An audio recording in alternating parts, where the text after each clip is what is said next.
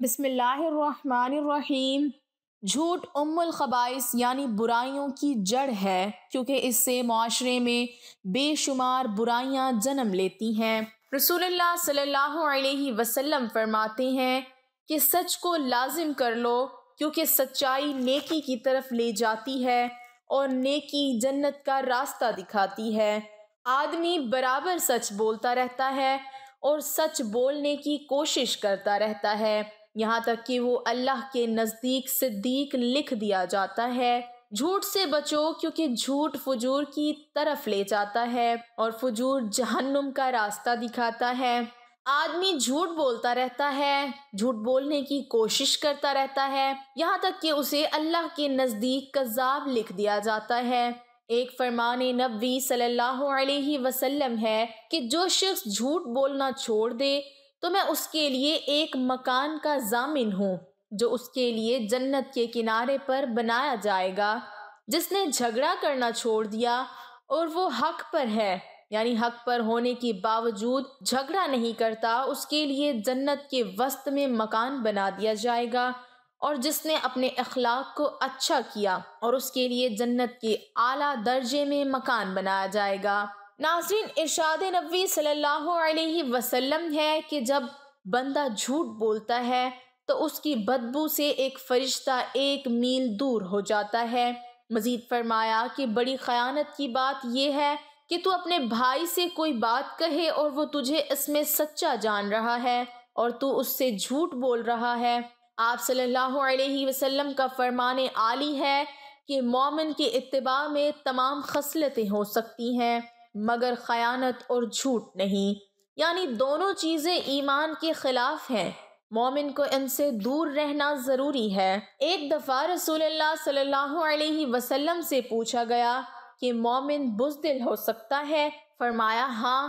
پھر عرض کیا گیا مومن بخیل ہو سکتا ہے؟ فرمایا ہاں۔ پھر پوچھا گیا مومن کذاب ہو سکتا ہے؟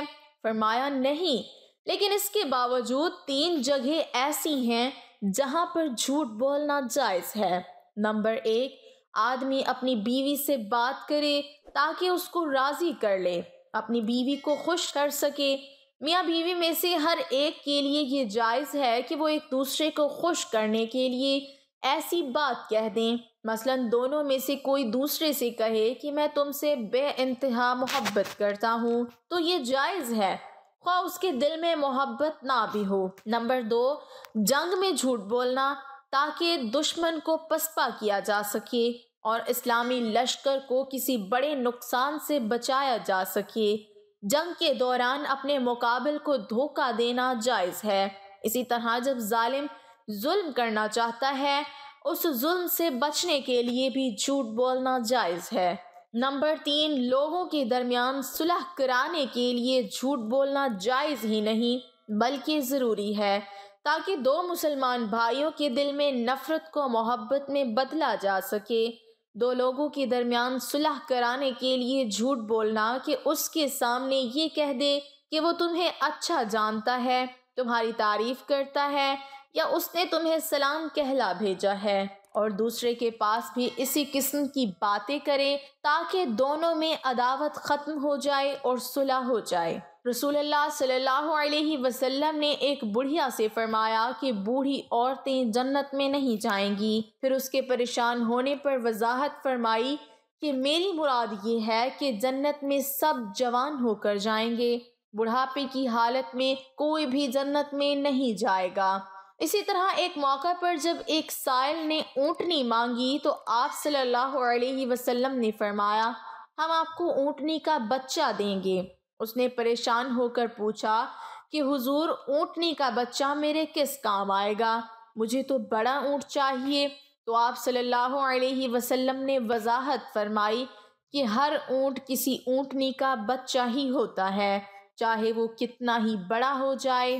حضرت عبداللہ بن عامر رضی اللہ تعالی عنہ سے روایت ہے کہ رسول اللہ صلی اللہ علیہ وسلم ہمارے گھر میں تشریف فرما تھے کہ میری والدہ نے مجھے بلایا کہ میرے پاس آؤ، تمہیں کچھ دوں۔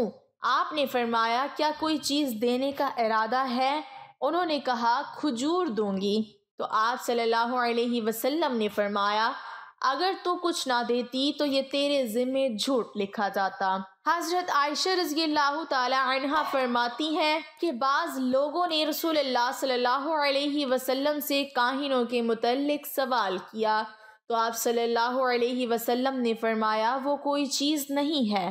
لوگوں نے عرض کیا یا رسول اللہ، بعض اوقات وہ ایسی بات بتاتے ہیں جو درست ثابت ہوتی ہے، تو آپ صلی اللہ علیہ وسلم نے فرمایا کہ وہ درست بات جنات کی طرف سے ہوتی ہے جسے وہ کاہن کے کان میں ڈال دیتے ہیں، جیسے ایک مرغ دوسرے مرغ کے کان میں آواز پہنچا دیتا ہے اور پھر کاہن اس میں 100 سے زیادہ جھوٹ ملا لیا کرتا ہے۔ ایک یتیم بچہ علم سے فارغ ہو کر مزید علم حاصل کرنے بغداد جانا چاہتا تھا۔ ماں سے اجازت طلب کرتا ہے، ماں اسے بخوبی اجازت دیتی ہے، اس کی قمیض کے اندر 40 دینار سی دیتی ہے اور بچے کو سچ بولنے کی تلقین کرتی ہے۔ یہ بچہ قافلے کے ساتھ روانہ ہوتا ہے۔ قافلے کو بغداد کے قریب ڈاکو گھیر لیتے ہیں۔ ایک ڈاکو اس بچے سے پوچھتا ہے کہ تیرے پاس کیا ہے؟ بچہ کہتا ہے میرے پاس 40 دینار ہیں۔ ڈاکو اس کو مذاق سمجھ کر چلا جاتا ہے اور اپنے سردار کو اس بچے کے بارے میں بتاتا ہے، تو سردار اس بچے کو بلا کر اس سے پوچھتا ہے۔ بچہ پھر سچ بولتا ہے۔ اس کی قمیض جب چاک کرنے پر 40 دینار برآمد ہوتے ہیں تو سردار کہتا ہے اگر تو ہمیں نہ بتاتا تو ہم اس مال کو نہ پا سکتے، تو نے ایسا کیوں کیا؟ بچے نے کہا میری ماں نے مجھے نصیحت کی تھی کہ کبھی جھوٹ نہ بولنا۔ سردار نے یہ سنا تو اس کے دل پر چوٹ لگی اور زار و قطار رونے لگا اور کہنے لگا کہ بچے تو کتنا اچھا ہے کہ اپنی ماں سے کیا ہوا وعدہ پورا کر دیا، اور ہم کتنے برے ہیں کہ اللہ سے کیا ہوا وعدہ پورا نہیں کر رہے اور مخلوق کو لوٹ رہے ہیں۔ پھر کیا تھا، سردار اور اس کے ساتھیوں کے دل کی دنیا ہی بدل گئی، وہ انسان بن گئے۔ یہی بچہ آگے جا کر بہت بڑے بزرگ بنے۔ آج دنیا جنہیں حضرت شیخ عبد القادر جیلانی رحمۃ اللہ علیہ کے نام سے جانتی ہے۔ ناظرین، جھوٹ ایک ایسا فعل ہے جس کا شمار گناہ کبیرہ میں ہوتا ہے۔ قرآن مجید میں ارشاد باری تعالیٰ ہے بے شک اللہ اس کو راہ نہیں دکھاتا جو جھوٹا ہے۔ جھوٹ کے لیے عرب میں کذب کا لفظ استعمال ہوا ہے اور اس کے معنی جھوٹے اور جھوٹ بولنے والے کے ہیں۔ جھوٹ ایک ایسی برائی ہے جس سے دوسری تمام برائیاں نکلتی ہیں، اس لیے جھوٹ کو تمام برائیوں کی جڑ بتایا گیا ہے۔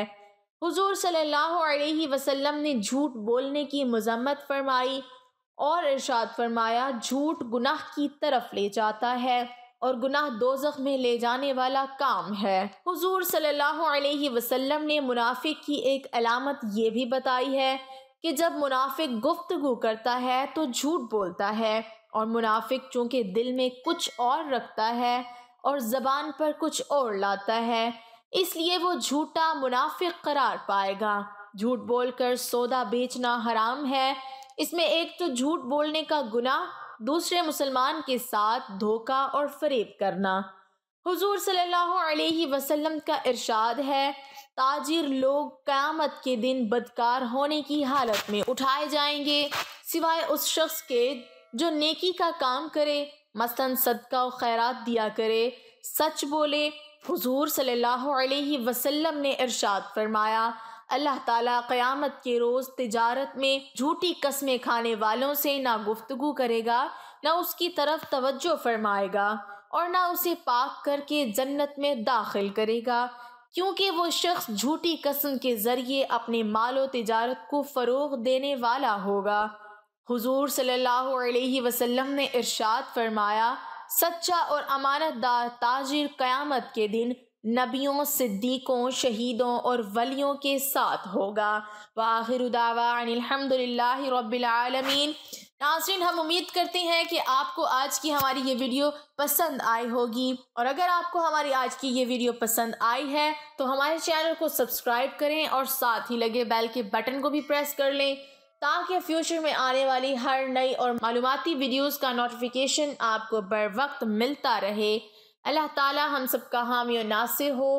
آمین ثم آمین۔